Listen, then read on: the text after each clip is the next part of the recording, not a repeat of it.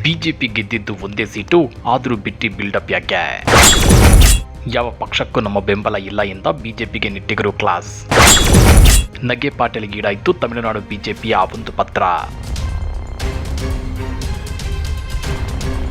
ತಮಿಳುನಾಡು ರಾಜಕೀಯದಲ್ಲಿ ಈಗ ವಿಜಯ್ ಅವರ ಟಿವಿಕೆ ಪಕ್ಷದ ಅಬ್ಬರ ಒಂದೆಡೆಯಾದ್ರೆ ಬಿಜೆಪಿಯ ಒಂದು ಪತ್ರ ಈಗ ಇಡೀ ಸೋಷಿಯಲ್ ಮೀಡಿಯಾದಲ್ಲಿ ನಗೆ ಪಾಟೀಲ್ಗೀಡಾಗಿದೆ. ಹೌದು ವೀಕ್ಷಕರೇ, ತಮಿಳುನಾಡಿನಲ್ಲಿ ಸರ್ಕಾರ ರಚಿಸೋಕೆ ನಾವು ಯಾರಿಗೂ ಬೆಂಬಲ ಕೊಡಲ್ಲ ಅಂತೇಳಿ ಬಿಜೆಪಿ ದೊಡ್ಡ ಘೋಷಣೆ ಮಾಡಿದೆ. ಇದನ್ನ ಕೇಳಿದ ನಿಟ್ಟಿಗರು, ಸ್ವಾಮಿ ನಿಮ್ಮ ಹತ್ರ ಇರೋ ಶಾಸಕರೆಷ್ಟು, ನೀವು ಗೆದ್ದಿರೋದೆಷ್ಟು ಸೀಟು ಅಂತ ಕೇಳಿ ಲೇವಡಿ ಮಾಡ್ತಿದ್ದಾರೆ. ಹಾಗಾದ್ರೆ ಏನಿದು ತಮಿಳುನಾಡು ಬಿಜೆಪಿಯ ನೋ ಸಪೋರ್ಟ್ ಪಾಲಿಟಿಕ್ಸ್ ಅಂದ್ರ? ಅದನ್ನ ಡೀಟೇಲ್ ಆಗಿ ತೋರಿಸ್ತೀವಿ. ಆದ್ರೆ ಅದಕ್ಕಿಂತ ಮೊದಲು ಹಲೋ ಕನ್ನಡ ಯೂಟ್ಯೂಬ್ ಚಾನಲ್ ಅನ್ನ ಸಬ್ಸ್ಕ್ರೈಬ್ ಮಾಡ್ಕೊಳ್ಳಿ. ಹಾಗೇನೆ ಪಕ್ಕದಲ್ಲಿರೋ ಬೆಲ್ ಬಟನ್ ಅನ್ನು ಪ್ರೆಸ್ ಮಾಡಿ. ತಮಿಳುನಾಡು ಚುನಾವಣೆಯಲ್ಲಿ ದಳಪತಿ ವಿಜಯ್ ನೇತೃತ್ವದ ಟಿವಿಕೆ ಅತಿ ದೊಡ್ಡ ಪಕ್ಷವಾಗಿ ಹೊರಹೊಮ್ಮಿದೆ.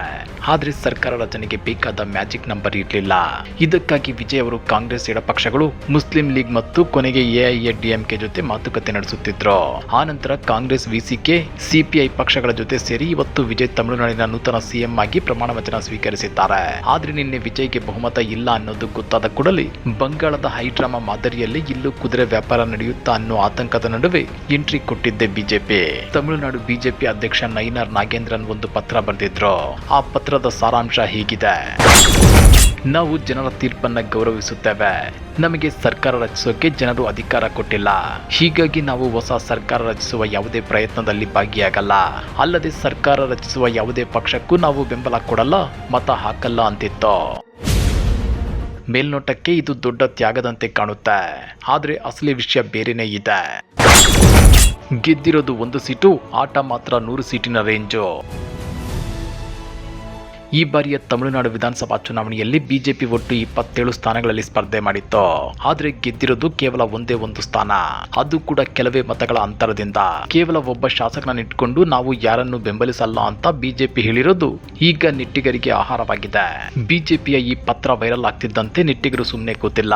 ನಿಮ್ಮ ಬೆಂಬಲ ಇಲ್ಲದಿದ್ರೆ ಯಾರ ಸರ್ಕಾರ ಉರುಳಿ ಹೋಗುತ್ತೆ ಅಂತ ಎಷ್ಟು ಬಿಲ್ಡಪ್ ಕೊಟ್ಟಿದ್ದೀರಾ ಅಂತ ಒಬ್ಬರು ಕೇಳಿದ್ರೆ, ಇರೋದು ಒಬ್ಬ MLA, ಅದಕ್ಕೆ ಇಷ್ಟೊಂದು ಡಿಮ್ಯಾಂಡ ಅಂತ ಮತ್ತೊಬ್ಬರು ಲೇಬಡಿ ಮಾಡಿದ್ದಾರೆ. ಆದ್ರೆ ಇನ್ನೊಂದೆಡೆ ಬಿಜೆಪಿ ಪರವಾಗಿಯೂ ಕಮೆಂಟ್ಗಳು ಬರ್ತಿವೆ. ಇವತ್ತು ಒಂದು ಸೀಟು ಗೆದ್ದಿರಬಹುದು, ಮುಂದಿನ ದಿನಗಳಲ್ಲಿ ಅಣ್ಣಾಮಲೈ ನಾಯಕತ್ವದಲ್ಲಿ ತಮಿಳುನಾಡು ಕೇಸರಿಮಯವಾಗುತ್ತೆ ಅಂತ ಅಭಿಮಾನಿಗಳು ಸಮಾಧಾನ ಪಡ್ಕೊಳ್ತಿದ್ದಾರೆ. ಅದೇನೇ ಇದ್ರೂ ತಮಿಳುನಾಡಿನಲ್ಲಿ ಸರ್ಕಾರ ರಚನೆಗೆ ವಿಜಯ್ ಅವರು ಸರ್ಕಸ್ ಮಾಡ್ತಿದ್ರೆ, ಬಿಜೆಪಿ ಮಾತ್ರ ತನ್ನ ಒಂದು ಸೀಟಿನ ಶಕ್ತಿಯನ್ನೇ ದೊಡ್ಡದಾಗಿ ತೋರಿಸಿಕೊಳ್ಳಲು ಪ್ರಯತ್ನಿಸುತ್ತಿದೆ. ಇದು ಬಿಜೆಪಿಯ ರಾಜಕೀಯ ನೈತಿಕತೆಯೋ ಅಥವಾ ಅತಿರೇಕದ ಬಿಲ್ಡಪ್ ಅನ್ನೋ ಚರ್ಚೆ ಶುರುವಾಗಿದೆ. ಹಾಗಾದ್ರೆ ತಮಿಳುನಾಡಿನಲ್ಲಿ ಬಿಜೆಪಿ ಕೇವಲ ಒಂದು ಸೀಟು ಗೆದ್ದು ಈ ರೀತಿ ಪತ್ರ ಬರೆಯೋದು ಎಷ್ಟು ಸರಿ? ಕಮೆಂಟ್ ಮಾಡಿ, ವಿಡಿಯೋ ಲೈಕ್ ಮಾಡಿ, ಶೇರ್ ಮಾಡಿ.